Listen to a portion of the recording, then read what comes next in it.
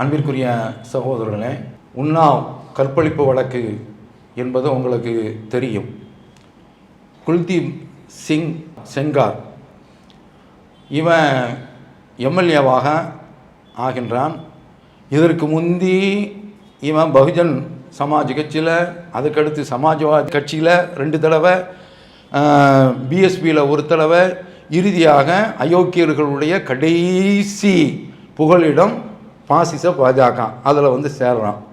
இவன் 15 வயசு பெண்ணை கற்பழிக்கிறான். கூட உள்ளவர்கள்லாம் சேர்ந்து, இவனுடைய சகோதரன் கூட உள்ளவர்களெல்லாம் சேர்ந்து கற்பழிக்கிறாங்க. அப்போ இதற்கு நீதி கேட்டு அவருடைய தந்தை வருகின்றார். அவரை நைய புடைக்கிறானுவ. அவர் இதை தாண்டி காவல்துறையில் போய் புகார் கொடுக்குறார். எல்லாம் திரைப்பட பாணியிலே இருக்குங்க. காவல்துறைக்கு போனால் காவல் நிலையத்திலேயே ஆளை அடித்து கொண்டாராங்க. அவருடைய தம்பி நியாயம் கேட்டு வர்றாரு. அப்படி வரக்கூடிய கட்டத்தில் அவரை 12 வருடத்துக்கு முன்னால் உள்ள ஒரு விஷயத்தை எடுத்து, ஒரு குற்றத்தை எடுத்து அவரை சிறையில் தூக்கி போட்டாராங்க. அப்போ இந்த பெண்ணு தளரல்ல, தயங்கல்ல, துணிச்சலோடு வழக்கை சந்திக்கிறாங்க. அப்போ இந்த சந்தர்ப்பத்தில் தான் ஒரு கட்டத்தில் யோகி ஆதித்யநாதனுடைய வீட்டு வாசலில் போய் கவனத்தை ஈர்க்க வேண்டும் என்பதற்காக வேண்டி உண்மையிலேயே தான் செத்து விட்டு போவோம் என்று தீக்குளிக்க முயற்சி செய்கின்றால், அப்போது தான் ஊனமான, பலவீனமான, ஊமையான ஊடகம் பார்க்கின்ற விஷயம் வெளிச்சத்திற்கு வர்றது. சிபிஐனுடைய விசாரணைக்கு அவர் உத்தரவு போடுறார். இதுக்கிடையில் நீதிமன்றத்தில் வழக்கு நடந்து கொண்டே இருக்கின்ற பொழுது வழக்கறிஞர், அதை போல் இந்த பெண்ணுடைய 2 அத்தைகள் எல்லாம் சேர்ந்து வருகின்ற போது திரைப்பட பாணியிலேயே ஒரு கனரக வாகனம் இவங்களுடைய வாகனத்தில் திசை மாறி வந்து முட்டுகின்றது. அதில் 2 அத்தைகளும் செத்து போகிறாங்க.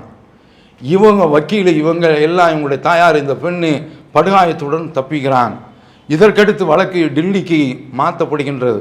அப்படி மாற்றப்பட்டு கடைசியில் இது அதாவது 2019 விசாரணைக்கு எடுத்துக்கொள்ளப்பட்டு இவருக்கு தீர்ப்பு அளிக்கப்படுகின்றது. உயிரோடு இருக்கின்ற வரை அவருக்கு ஆயுள் கால தண்டனை என்று கொடுத்தாச்சு. இதை ஒரு நீதிபதி விசாரிக்கிறார். விசாரித்து அவர் ஒரு கிரவுண்டு எடுக்கிறார். அவர் என்ன கிரவுண்டு எடுக்கின்றார் என்று சொன்னால், இந்த பொது வாழ்க்கையில் ஈடுபட்டு இருக்கக்கூடியவர்கள், அரசு ஊழியர்கள், இவங்களுக்கு என்று புது சட்டத்தில் 20 ஆண்டுகள் அவர்களை போக்சோ சட்டத்தில் உள்ள தள்ளணும். ஆனால் பழைய சட்டம் ஒன்று இருக்கின்றது. அதனுடைய அடிப்படையில் 7 வருஷம் இருந்தால் போதும் என்று 7 வருஷம் இவர் இருந்து விட்டார். அதனால் நான் விடுதலை செய்கிறேன் என்று விடுதலை செய்தாச்சு. வந்த உடனே எதிர்ப்பு கிளம்புது.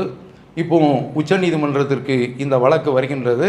அப்போ உச்சநீதிமன்றம், இந்த உயர்நீதிமன்றம் என்ன பார்வை இதில் பார்த்திருக்கிறது, இது என்ன அடிப்படையிலான பார்வை?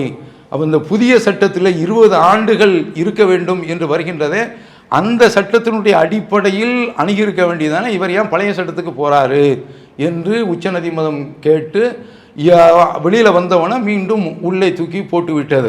அப்போ இதில் இந்த நீதிபதி யார் என்று பார்த்தால், ஏற்கனவே டெல்லியினுடைய கலவரத்தில் உமர் காலித் சிறையில் இருக்கிறார் 5 வருஷத்துக்கு மேலே.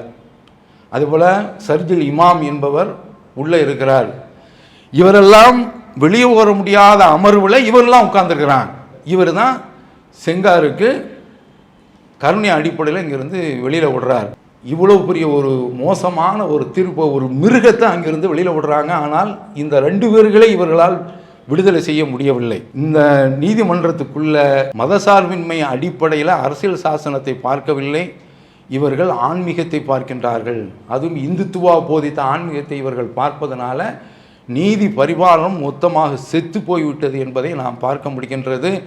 சட்டத்தினுடைய ஆட்சி வர வேண்டும் என்று சொன்னால் மக்கள் இதற்காக வேண்டி ஜனநாயக அடிப்படையிலான, மதசார்பின்மை அடிப்படையிலான அந்த போராட்டத்தை முன்னெடுக்க வேண்டும். அந்த வழியில் சென்றால்தான் இந்தியா காக்கப்படும் என்று கூறி நிறைவு செய்கிறேன். வாஹிரு தவானா அல்ஹம்துலில்லாஹி ரப்பில் ஆலமீன். வஸ்ஸலாமு அலைக்கும் வரஹ்மத்துல்லாஹி. அல்லாஹு அக்பர், அல்லாஹு